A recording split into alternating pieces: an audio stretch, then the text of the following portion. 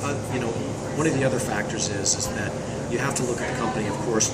Look at the morale, look at the people that are working there. If you're in the workspace environment, look at the morale of the employees. If they're really sludged and tired, and they're not enthusiastic about what they're doing, you don't see a lot of people interacting and having a good time.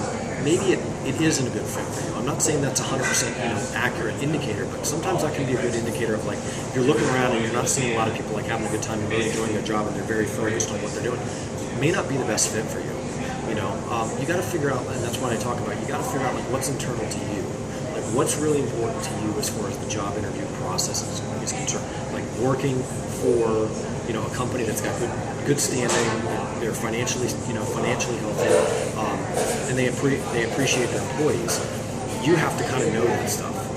Now let me backtrack a little bit and also say that there's no guarantees in life. That's the biggest thing that I've learned over the past couple of years, is that there's no such thing as stability. I mean, you could be working for the best company in the world, you could have seniority there, and you can get killed tomorrow. Right. I think the workplace is changing drastically. It's happening at a pace that we're not even able to understand and comprehend. I mean, if you look at the salaries that are going on right now between the airlines and all these payouts that these guys are getting for managing the company for 1 year, and they're making a $17 million severance package. I think all that's going to change because companies are starting to, they're starting to understand that it's their people that are making them. It's their people that are giving them the name. It's their people that are marketing them.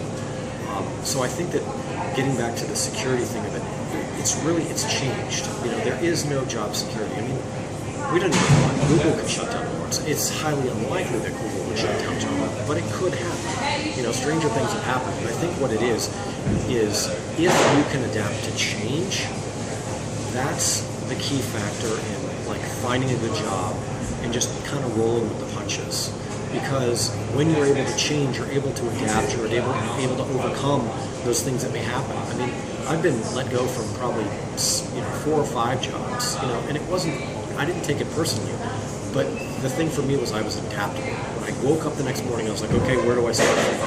What are my strengths again? I started asking those questions again.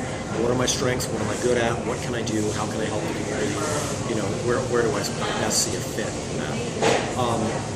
So that kind of ties into the whole, how do you know if a company is necessarily good or bad? And again, that's just my opinion of the situation, because you don't know.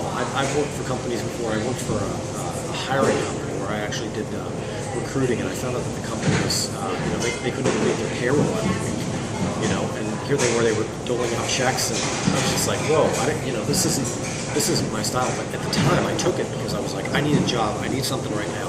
So just make yourself stop and think a little bit. Don't just take a job because you need money. Right, just the desperation aspect. Don't do it out of desperation. Do it out of do some research, find out as much as you can about the company. When you get called in for that interview, do the research on the people, find out what they think about it. Even ask the person that's hiring you. So, hey, do you mind if I interview some of the employees? I'd just like to kind of get a feel for it. Right. Some companies won't give you that opportunity.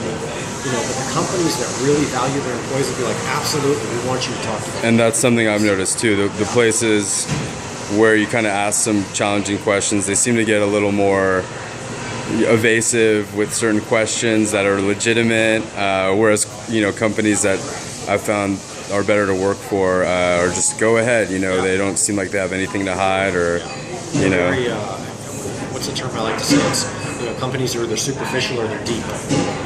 Companies that are superficial, they don't want you seeing what's behind them, so they mask everything off. Right. Whereas the companies that are deep, they're like, hey, go ahead, you can talk to all our employees if you want. We have nothing to hide. So great. Well, thank you so much, Chad. Those were all the questions I had. Is there anything that you feel you might want to add to anyone that would be seeing this? Just anything not mentioned before that would help them as far as just the journey of finding a career they love? And I would just say, just be patient. Don't. I'm not saying don't do your due diligence. Find the companies that you want to work for, but know that when you start looking for a job, it's not going to be an instantaneous process. The more your network grows, the more your LinkedIn network grows, and the more you start making those connections, I think that you'll start to see more job possibilities coming into play. Job offers happening. So don't rush yourself. Just be patient. That's the biggest thing. Again, thank you so much. This is Chad Bordez signing out.